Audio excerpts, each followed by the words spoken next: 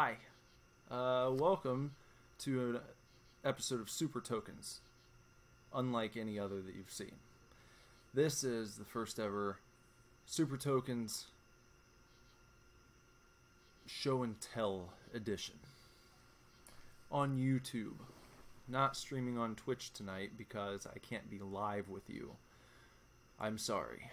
But I did decide to do this instead, and that is the Show and Tell show, where I'm going to tell you about something gaming related, a piece of memorabilia that I own that I'm going to share with you.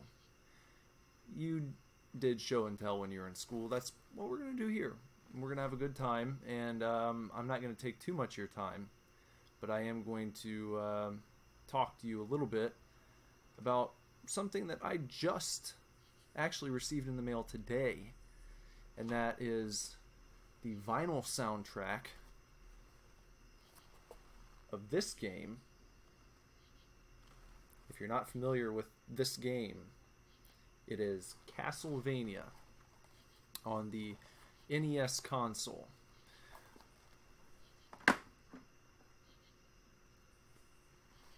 Just recently, a very, very reputable company called Mondo decided to go ahead and release a vinyl soundtrack edition of the music from Castlevania on the NES. And I have it right here. Now, if you're visiting with me tonight expecting some extravagant unboxing with lots of high-def pictures and lots of that kind of jazz and tech things,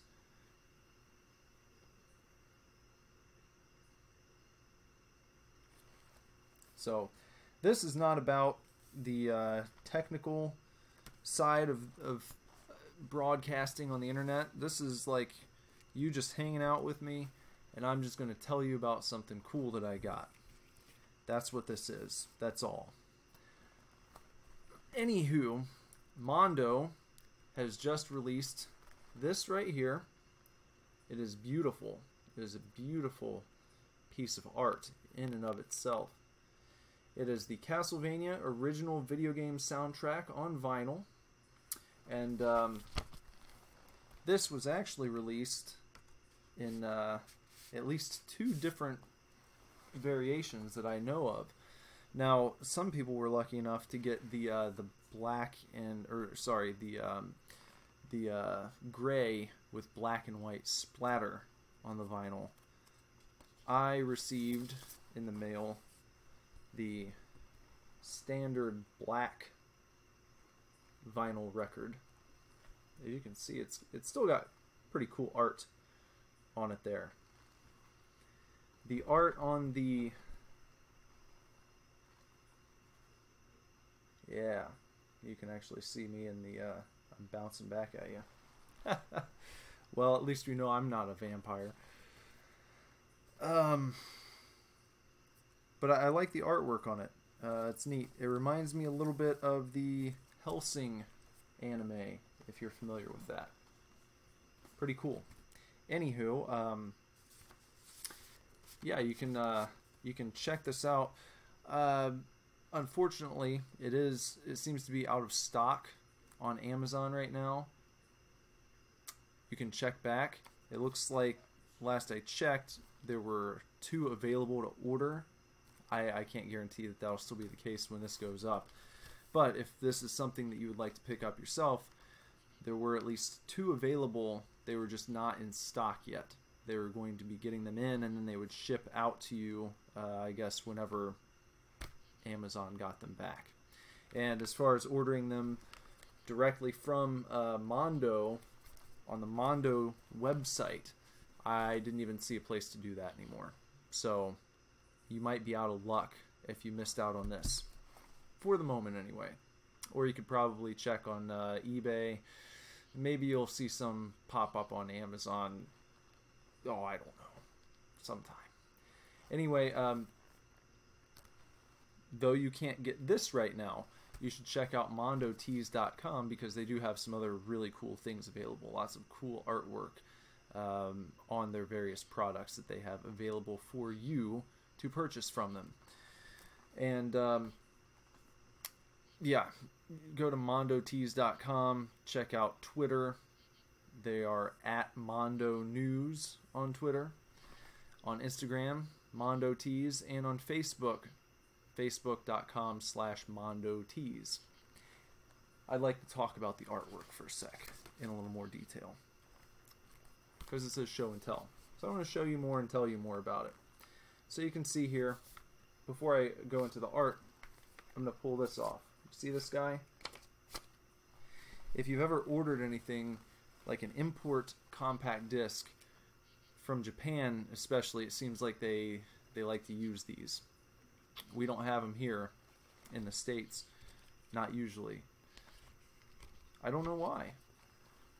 Because you get these, it's a cool little addition. It gives you some more info about what you're picking up, and that's always good. It's kind of like the little cardboard insert that sometimes they'll slap onto your DVD case. I don't know, I keep some of them and I throw some of them out, to be quite honest with you, but if they're cool enough, I'll keep them. That's a cool one. I'll probably keep it around. The item itself is pretty neat, isn't it? So here's your front cover. Here's your back cover featuring Medusa. Now, if you've played the Castlevania game, the original, on NES, you know how much of a douchebag Medusa is. So it's a haunting rendering, and it also brings to mind haunting memories. Very creepy. Very cool. The inside looks like this. And that, of course, is the map from Castlevania. Shows you all the levels you have to go through. And down here, it's a little blurry. I'm not going to fix the cam. This is just a webcam. I'm not going to fidget with it. But believe me, there's a little, there's a legend down there that shows you the various icons and what they mean. So you've got like your hearts, your orb, your triple shot, your stopwatch, your whip, all that kind of stuff. Here's something interesting about the front cover. Let me tell you this. Look at all these skulls you see here. I counted those, and if I counted correctly, there are 28 skulls on the front cover of this album.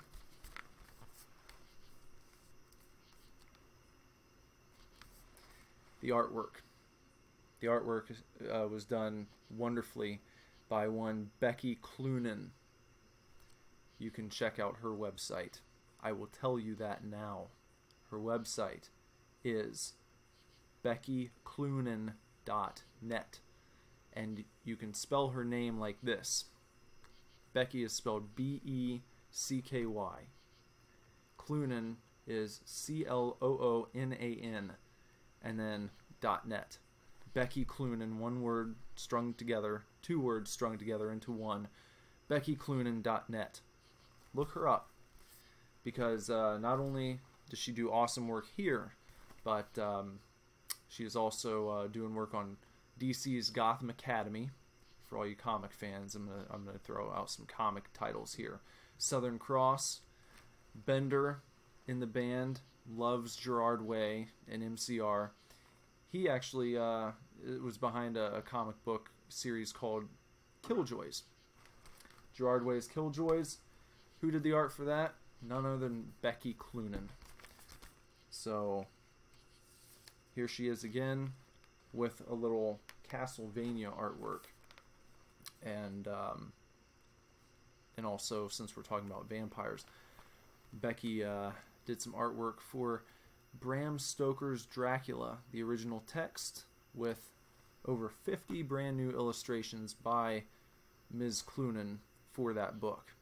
So you can find information about all these things on her website, and I urge you to do so, because you're only hurting yourself if you don't. Well, you might be hurting her, because I don't know how she's doing. So if she's strapped for cash right now and you have an opportunity to not only give yourself something, a nice item to add to your memorabilia collection, you can also give her something good by rewarding her for her hard work and her art with your money, with your hard-earned dollars. That's how this works. Castlevania. Castlevania. What should I say about that? I should say that you can play it still to this day on NES. If you're not one for playing it legit, sorry. That's how I roll. I like to play it on the original NES back there. But you can also pick it up on the Virtual Console, on Wii, Wii U, and the 3DS. But you could also emulate it, I guess, if you want to go that route. I don't like doing that. Let's talk about the music for a minute. Classic soundtrack. I mean, come on. These games are just amazing with their music. Satoe Terashima and Kinyo Yamashita of Konami's Kukeha. I don't think that's how you say it. Their club of composers. They call themselves the Square Wave Club. Famous for many 8-bit songs that you probably hold very dear to your heart. They're responsible for the music that you would hear on this vinyl soundtrack if you were to pick it up. So we got to tip our shades to those people. Fine people there. And, you know, like I said, this right here, it's cool. Try and find a copy. And if you can't, maybe you can at least get in on the action when they release 4 more vinyl albums within the pantheon of Castlevania games. They will be doing Simon's Quest, Dracula's Curse, Super Castlevania 4, and Symphony of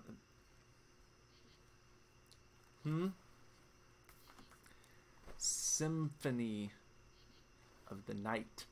They'll be doing a vinyl record of that game. Believe me. Believe me.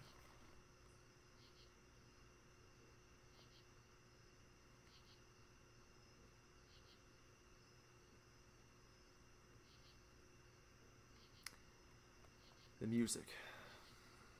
I have great memories of the music. Some of the oldest memories of music that I have are from the Castlevania series. Actually being a little creeped out down in my grandparents' basement playing the NES. I would rent this game right here. I would rent its sequel, Simon's Quest, and I would play those games. Often the same parts over and over again because I was not good enough at whatever, 5, 6 years old to progress much further than that. And so the first few levels, the first few songs in those games are really ingrained in here because I played those parts so much over and over again. And I think that's how it works with a lot of those early games, is we remember certain parts of the soundtrack because we played certain parts of the games so repetitively, because that's all we had to do. You know, at that age, you're not really figuring that shit out on your own, unless, you know, you're a whiz kid, and I wasn't. So sorry. But anyway, yeah, I mean, going from childhood, from the late 80s, early 90s, up until high school, you know, I rediscovered my love for the music from these games when a friend of mine turned me on to a band called the Mini Bosses, who did rock versions, like metal rock versions of classic 8-bit songs. I'd never heard anything like it before, and I thought it was the coolest thing ever. And in particular, the mini-bosses versions of the Castlevania songs were always my favorites out of anything they did, and probably still. And even on to today, more recent times, the music finds itself reinvented once more. You might have seen this gentleman called E-Rock. Metal meets insert whatever. But he does a lot of really cool stuff. Look him up on YouTube. Especially look up his Castlevania meets metal. That is an awesome video. Absolutely amazing. And he recently did Stranger Things. Metal meets Stranger Things. If you're a fan of the Stranger Things TV show on Netflix, and who isn't at this point, you will enjoy that. So check it. Check E-Rock. Check out the mini bosses. Hook up an NES in your grandparents' basement, or in your basement, or in someone's basement, and just play it with the lights turned off, man. God, live a little. I don't have much else. But I wanted to share this with you. I'm sorry that I can't be here streaming tonight, but I thought this would be better than nothing. It is gaming related, and it's a piece of my personal collection of gaming memorabilia, and that's really why we're here, is to celebrate gaming. And I hope that you will join me next time. Surprise, for another episode of Super Tokens, the show